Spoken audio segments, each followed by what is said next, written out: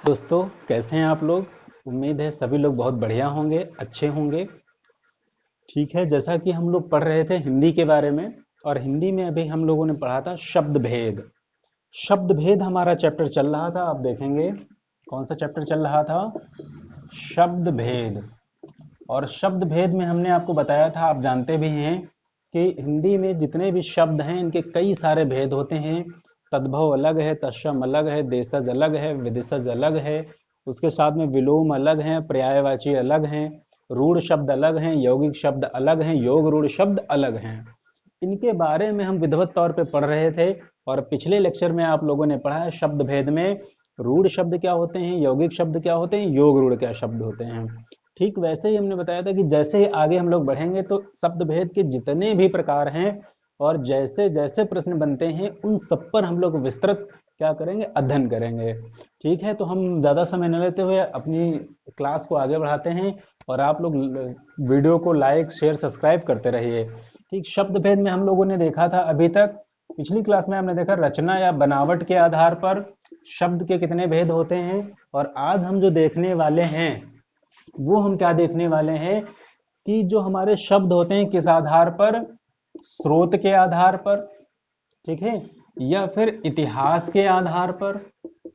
ठीक, किसके आधार पर, स्रोत के आधार पर, इतिहास के आधार पर, या फिर उत्पत्ति के आधार पर। ठीक है, आज की क्लास में हम देखने वाले हैं उत्पत्ति के आधार पर, स्रोत के आधार पर, या इतिहास के आधार पर शब्द के कितने भेद होते हैं। ठीक, सिंपल सा आप ये याद रखिएगा कि रचना और बनावट के आधार पर शब्दों के प्रकार हम आपको बता चुके हैं। आज आप देखेंगे उत्पत्ति, स्रोत और इतिहास के आधार पर। इनकी अगर संख्या पूछी जाए डायरेक्ट कि इनकी संख्या 5 है, 10 है, 6 है, 2 है, तो आपका आंसर क्या हो जाना चाहिए। पहली बात यहीं से आप सीखते चलिए कि इनकी संख्या कितनी होती है, 5 होती है। ठीक है, इनकी संख्या 5 होती है। उत्पत्ति कह ले या स्रोत कह लिया जाए या इतिहास के आधार पर, एक एक करके हम देखेंगे। और आज की क्लास आपकी थोड़ा सा संक्षिप्त क्लास रहेगी, एक परिचय के रूप में रहेगी। इनको हम पहले जान लें, समझ लें कि ये क्या हैं, किस कुल के हैं, क्या इनका वर्क रहता है, कैसे ये आते हैं। और अगली स्लाइड में, अगले क्लास में हम क्या करेंगे, इन पर विस्तृत और विद रूल के साथ पढ़ेंगे। पहली तो जानकारी ये है, जो भी हम पढ़ें उसके बारे में पहले हमें जानकारी हो कि ये कौन सी चीज है। तो चीज क्या है आज हम लोग पढ़ेंगे। ये 5 प्रकार के होते हैं। जो पहला होगा वो हमारा क्या होता है, तत्सम। क्या कहलाएगा, तत्सम। यहां से एग्जाम में बहुत प्रश्न पूछे जाते हैं। दूसरा जो हमारा होगा वो क्या होगा, तद्भव, तत्सम तद्भव। और तीसरा जो हमारा होगा वो क्या होगा, देशज शब्द। कौन से शब्द, देशज, या फिर इन्हीं को हम कह लें देशी। ठीक, जैसे देसी आम है ना। अगला हम जो देखेंगे फोर्थ नंबर का, चौथा नंबर का, ये हमारा क्या कहलाता है, विदेशज शब्द, या फिर आगत शब्द। आगत इसलिए क्योंकि ये आए हैं। ठीक, आगे जो हम पांचवा शब्द देखेंगे तो पांचवा हमारा क्या कहलाता है, संकर शब्द। कौन सा शब्द, संकर शब्द। तो ये आपने देखा कि स्रोत, इतिहास और उत्पत्ति के आधार पर शब्दों के भेद कितने होते हैं। शब्दों के मात्र 5 भेद होते हैं। वो पांचों कौन कौन से, तत्सम, तद्भव, देशज, विदेशज और संकर। इतनी बात सब लोगों को बहुत अच्छे से क्लियर हो गई है। आगे अब हम देखेंगे इनके फीचर्स के बारे में। आगे हम क्या देखेंगे कि भाई तत्सम क्या होता है, कैसे होता है, क्यों होता है, तद्भव क्या होता है, कैसे होता है। ठीक है, और देशज, इनकी परिभाषा और इनके बारे में हम देखते चलेंगे। और आगे जैसे ये हो जाता है फिर इनका हम एक अच्छा सा 100 200 को क्वेश्चन प्रैक्टिस के तौर पे करा देंगे। और वहीं से प्रश्न आपके एग्जाम में देखने को मिल जाएंगे। ठीक है, देखते हैं। तो हम स्टार्ट करते हैं पहले से, तत्सम से। तत्सम, ठीक। तो तत्सम का मतलब क्या होता है, तत् प्लस सम। ठीक, तत्सम का अर्थ है उसके समान। ऐसे आप देखेंगे कि तत्सम का अर्थ क्या होता है, उसके समान। अब आप यहाँ पे दिमाग लगाओगे कि उसके समान, किसके समान, ये बात तो हमें पता होनी चाहिए। तो उसके समान का मीनिंग ये होता है यहाँ पे, संस्कृत के समान। ऐसे शब्द जो पूरी तरीके से 100% इन्वॉल्व हो, या उसके पूरी तरीके से वही लगे। वही क्या मतलब, संस्कृत के शब्द लगे, वो सभी शब्द हमारे क्या कहलाते हैं? तत्सम शब्द। यानी दुनिया का कोई भी ऐसा शब्द जो संस्कृत के समान हो, या कह लें कि संस्कृत ही है, तो वो हमारे क्या कहलाते हैं? तत्सम शब्द कहलाते हैं। अच्छे से याद कर लीजिए, फिर समझ लीजिए कि ऐसे शब्द जो संस्कृत शब्द के समान हो, वो हमारे क्या कहलाते हैं? तत्सम शब्द कहलाते हैं। या आपको ऐसे भी याद ना रहे तो आप ऐसे याद रखें, जो अति प्राचीन शब्द आपको मिले, जो पढ़ने में आपको कठिनाई लगे, कि ये लगे ये तो बहुत ही प्राचीन शब्द है। जैसे पुराने नाम जो आप देखते हैं, नाम रख दिए जाते हैं बहुत प्राचीन नाम, और कुछ जो मॉडर्न नाम हो जाएंगे वो थोड़ा अलग हो जाएंगे, जो बहुत प्राचीन नाम मिल जाए, ठीक है, जैसे रघुवर दास, ऐसे बहुत सारे प्राचीन नाम, तो वो सारे के सारे हमारे कहाँ चले जाएंगे? वो तत्सम में चले जाएंगे। तो पहली बात, उसके समान, किसके समान? संस्कृत के समान प्राचीन शब्द।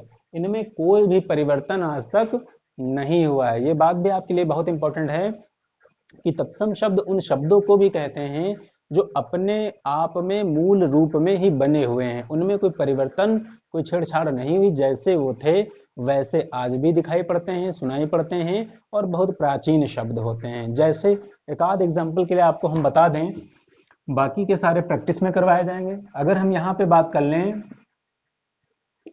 गेहूं, तो आप जरा सा बताइए, आप गेहूं का प्रयोग ज्यादा करते हैं कि गोधूम का प्रयोग करते हैं? ठीक है, गोधूम। आपसे ये पूछ लिया जाए कि घर में कह दिया जाए भाई घर में आज खाने को कुछ नहीं है, जा करके चक्की पे कहीं पे जहाँ पे ऐसा काम होता है, आप गोधूम को जा करके पिसवा लाइए, तो थोड़ा सा आप मुस्कुरा देंगे, भाई ये गोधूम कौन सी चीज आ गई, आप परेशान हो जाएंगे। और जो पढ़ा नहीं है बिल्कुल उसके सामने कहीं गोधूम कर देंगे तो आपको धूम धूम कर देगा, है ना। तो ये वाली चीज क्या होती है कि ऐसे प्राचीन शब्द जो बोलचाल की भाषा में कम प्रचलित हैं और हैं प्राचीन, वो तत्सम शब्द। या अगला हम देख सकते हैं, जैसे यहाँ पर हम बात कर लें केला, ठीक, और यहाँ पे अगर हम बात कर लें कदली, तो अगर आपको 100 रुपये दे दिए जाएं और कहा जाए कि भाई नवरात्र हिंदू धर्म में आने वाले हैं, जैसे इस्लाम धर्म में रमजान आते हैं, ठीक वैसे ही यहाँ पे अगर बात कर ली जाए कि जाओ भाई 100 रुपये के आप कदली ले आओ, क्योंकि हम क्या रहते हैं, फास्ट रहेंगे, ठीक है, और भोजन का प्रयोग नहीं करेंगे, फलों का प्रयोग करेंगे। तो कदली अगर आप किसी मार्केट में जाकर के कदली मांगेंगे तो संभवतः है कि कदली आपको मिलने वाली नहीं है, या तो पढ़ा लिखा बहुत सक्षम व्यक्ति वहां पे केले बेच रहा हो, है ना। तो ये चीजें क्या होती हैं, गेहूं को हम गोधूम अगर ये कह लें ये हमारा तत्सम है, कदली कह लें ये हमारा तत्सम है, और ये वाले हमारे क्या हो जाएंगे, तद्भव हो जाएंगे। ठीक है, सिंपल सी बात। अभी हमने संक्षिप्त जानकारी किसके बारे में प्राप्त कर ली है, तत्सम के बारे में एक एक खाली जानकारी प्राप्त कर रहे हैं। अगले ही वीडियो में हम बहुत ज्यादा इनके क्या लेकर के आने वाले हैं, रूल लेकर के आने वाले हैं और प्रैक्टिस के माध्यम से समझाने वाले हैं। ठीक, इतना कंप्लीट हुआ हमारा। ये पहले नंबर का हो गया हमारा। दूसरा हमारा जो नंबर आता है वो हमारा होता है तद्भव। तद्भव, तद्भव का अर्थ क्या होता है, ठीक है, कि उसके जैसा, मतलब उसके समान वो वहां पे था हमारा। और तद्भव में हम देखेंगे उससे होना, क्या देखेंगे, उससे होना। उससे होना का मतलब क्या है कि ऐसे शब्द जो प्राचीन काल से कई सारी भाषाओं में रूपांतरित, जैसे वो भाषांतरित होता रहा है लगातार, कहीं पाली में आया, कहीं प्राकृत में आया, कहीं भाषांतर और हुआ उसका, ठीक है, कहीं अपभ्रंश में आया। इस प्रकार से वो एक शब्द जो यहाँ से चला था, चलते चलते जब यहाँ पहुंचा तो उसकी रूपरेखा में, उसके बोलचाल में, उसके व्याकरणिक छंद में क्या हो गया, परिवर्तन हो गया है। वही परिवर्तन का मतलब होता है उससे होना, मतलब संस्कृत से वो चला था या अन्य भाषा से चला था और चलते चलते चलते चलते उसकी लैंग्वेज में, उसके रूपरेखा में, उसके मूल रूप में जो अंतर आया है, और उसी अंतर को ही हम क्या कहते हैं, तद्भव कहते हैं। मतलब ऐसे शब्द जो अपने मूल रूप से, मूल भाव से परिवर्तित हो गए हैं वो तद्भव कहलाते हैं, और जो मूल रूप में है, प्राचीन है, वो तत्सम कहलाते हैं। ऐसे भी अगर आपको नहीं समझ में आता है तो आप ऐसे समझ लीजिए, ऐसे शब्द जो हम लोग क्या करते हैं, सर्वाधिक बोलते हैं, सर्वाधिक बोलचाल में प्रयोग करते हैं, वो हमारे क्या हो जाते हैं, तद्भव होते हैं, जिनको बोलने चालने में आसानी हो। जैसे एग्जांपल देख लेते हैं हम लोग, इतनी बात समझ में आ गई होगी आप लोगों के। जैसे अगर हम यहाँ पे बात कर लें ग्रंथ के बारे में, ग्रंथ, ठीक, और यहाँ पे अगर हम बात कर लें गांठ के बारे में, ठीक, अगर आपसे कह दिया जाए कि भाई ये बहुत बड़ा सा, ये हमारी मानिए चादर है और इसमें आप क्या कर लीजिए, ग्रंथि लगा दीजिए, तो ग्रंथि में आप परेशान हो जाएंगे। गांठ आप जानते हैं, गांठ लगा दीजिए। रहमन धागा प्रेम का मत तोड़ो चटकाए, टूटे से फिर ना जुड़े, जुड़े गांठ पड़ जाए। ठीक है, आप अच्छे से समझ सकते हो कि ये वाला हम बहुत कम बोलते हैं, और गांठ हम क्या बोलते हैं कि बहुत ज्यादा हम लोग क्या करते हैं, प्रयोग करते हैं। यानी जो बहुत ज्यादा प्रयोग हो, बोलने में आसानी हो, अपने मूल रूप से वो परिवर्तित हो चुका, वो हमारा क्या कहलाता है, तद्भव। जैसे यहाँ पे हम बात कर लें घृत, और यहाँ पे बात कर लें हम किसकी, घी की बात कर लें, तो आप लोग एक बार सोचिए, थोड़ा सा दिमाग लगाइए कि आप किसका ज्यादा प्रयोग करते हैं, घृत आप पीते हैं कि घी पीते हैं। आप बाजार से घी मंगवाते हैं कि घृत मंगवाते हैं, तो सिंपल सा नजर आ जाएगा कि ये वाले वर्ड हमारे तत्सम हैं और ये वाले शब्द हमारे क्या हैं, तद्भव हैं। ठीक, क्लियर हुई इतनी बात कि जो आसान है और अपनी मूल रूप से जो भाषांतर हो चुके हैं, परिवर्तित हो चुके हैं, वो क्या होते हैं, जैसे स्वच्छ निर्मल नदियां हमारी पर्वतों से निकलती हैं, वहां पे निर्मल हैं, स्वच्छ हैं, बिल्कुल कलमल कलमल उनका जल होता है, आपको देख करके प्रसन्नता हो जाएगी। लेकिन जब वो मैदानी क्षेत्रों में आती हैं और शहरी क्षेत्रों में आती हैं तो क्या हो जाती हैं, पूरी तरीके से प्रदूषित हो जाते हैं। यानी जब वहां थी तब वो तत्सम थी, और जब यहाँ कानपुर इलाहाबाद यहाँ पहुंची तो इसमें इतना ज्यादा गंदगी फैला दी गई, तो ये पूरी तरीके से परिवर्तित हो गए। यही परिवर्तित रूप आपका क्या हो गया, वो तद्भव हो गया। ठीक, दो चीजों को हम लोगों ने क्लियर कर लिया है। अगला हम लोग देखते हैं इसी में देशज शब्द। देशज शब्द बहुत अच्छे से आप जानते होंगे। देशज का मतलब देसी आदमी है ना, देसी आदमी मतलब जहां जुटा दो वहां जुटा है ना, ऐसे कह सकते हैं। देशज शब्द का मतलब ऐसे शब्द जिनकी उत्पत्ति क्षेत्र विशेष में और देश विशेष में हुई है। हम ऐसे शब्दों के बारे में पढ़ रहे हैं जिनकी उत्पत्ति अपने ही देश प्यारे भारत में हुई है, और ये क्षेत्र विशेष में, मतलब कहीं कहीं पे ऐसे शब्द अचानक से उत्पन्न हो गए, बोलचाल में प्रचलन में आ गए, और धीरे धीरे वो क्या हो गया, लोक भाषा बन गए, सभी उनको बोलने लगे, सभी उनको जानने लगे। वो हमारे शब्द क्या कहलाते हैं, देशज शब्द। बहुत आसान है, जैसे देसी पेड़ और क्या होता है, वैरायटी पेड़ है ना, या मतलब बाहर के हाइब्रिड पेड़। तो ऐसे जानेंगे ऐसे शब्द जिनकी मूल, जिनकी जड़ें हमारे देश में हुई हैं, चाहे वो क्षेत्र विशेष में हो, चाहे वो देश विशेष में हो, वो हमारे शब्द देशज शब्द कहलाते हैं। जैसे अगर हम यहाँ बात कर लें लोटा, तो हमारा देशज शब्द है लोटा, लुटिया, ऐसे लोग बोल देते हैं।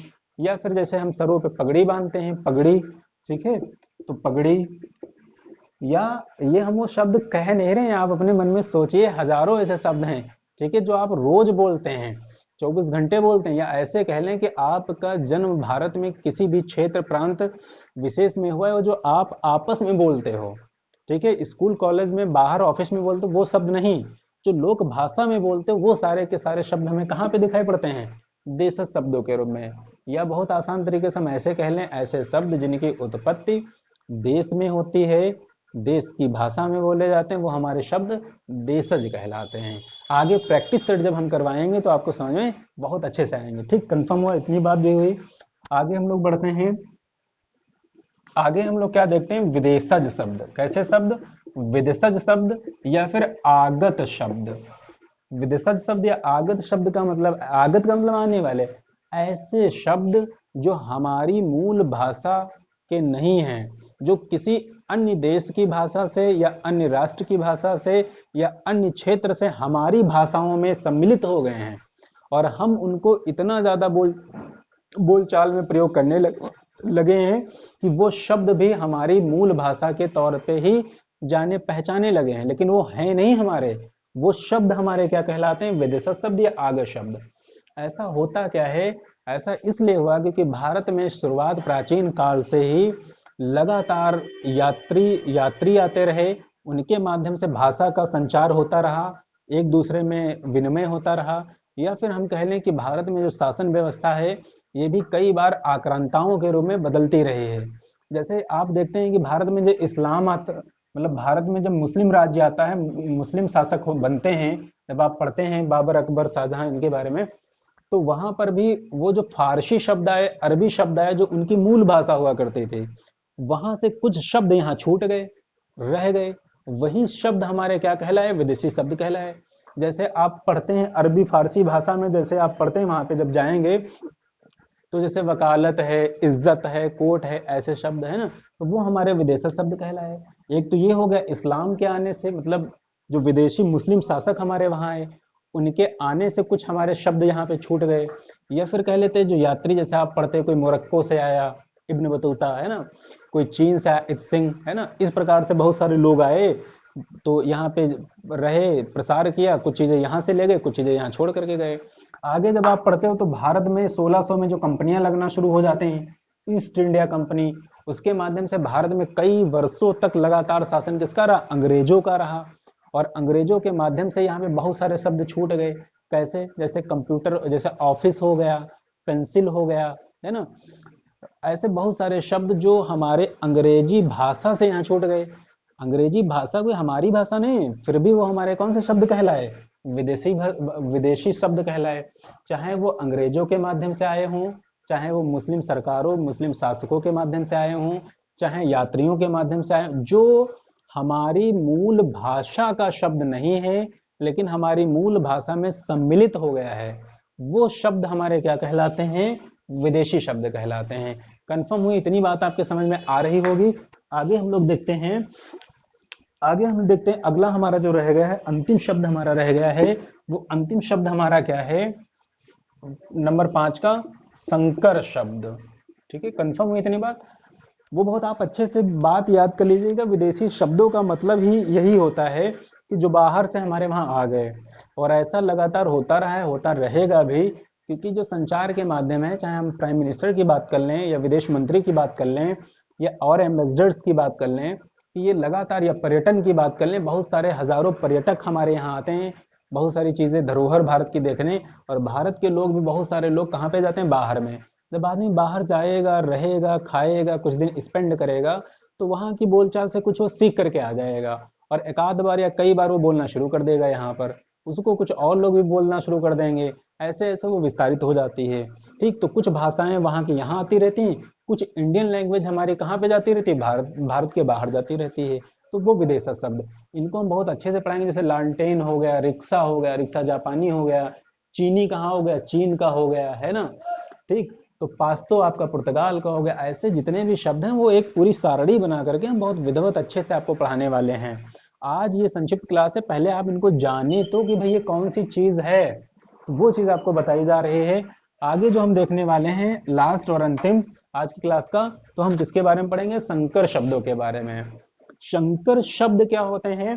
संकर शब्द वो शब्द होते हैं जो किन्हीं दो अन्य अन्य भाषाओं से मिल करके शब्द बना देते हैं, वो संकर शब्द कहलाते हैं। ठीक, यानी एक इस भाषा का, एक उस भाषा का, दो भाषाएं जब आपस में मिल करके एक नया शब्द का निर्माण कर देती हैं, तो वो शब्द हमारे क्या कहलाते हैं? संकर कहलाते हैं। देखो बात यह है कि अगर आप अच्छे से एक बार पढ़ लोगे, तो जितने भी एग्जाम आने वाले हैं तो आप लगेगा एक बार कि हाँ हमने एक बार अच्छे से पढ़ा था, और अच्छे का फायदा आपको जीवन पर्यंत मिलता रहेगा। तो संकर शब्द में हम देखते हैं होता क्या है, कि जैसे अगर हम यहाँ पे बात कर लें रेलगाड़ी, ठीक है, तो रेल को जब आप ऐसे डिफाइन करोगे, तो रेल हमारा कैसा शब्द है? रेल हमारा अंग्रेजी भाषा का शब्द है।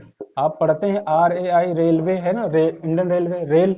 और गाड़ी की जब बात कर लेंगे, गाड़ी, गाड़ी हमारा कैसा शब्द है?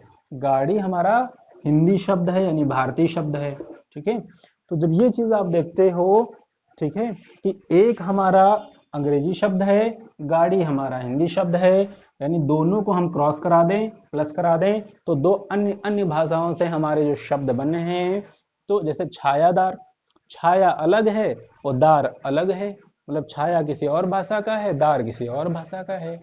ऐसे हजारों शब्द भरे पड़े हैं हिंदी शब्दकोश में, और वो सभी के सभी हम प्रैक्टिस में करवाने वाले हैं। तत्सम में आपको 200 से 300 शब्द मिलेंगे, तद्भव में मिलेंगे। और तत्सम की सबसे बड़ी विशेषता यह है कि तत्सम को कैसे पहचानेंगे।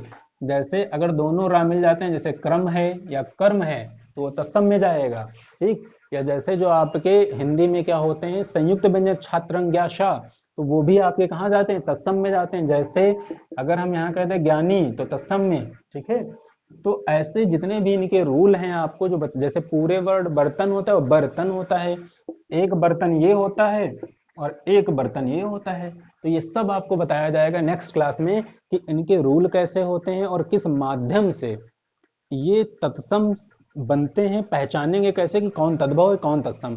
बस थोड़ा सा रूल आपको बताएंगे, देखेंगे आप टिक कर देंगे और मुस्कुरा देंगे, ठीक है। तो चलिए रहने देते हैं, आज की क्लास में इतना ही। मिलते हैं हम लोग नए क्लास में। तब तक के आप अपना प्यार बनाए रहिए। Thank you so much.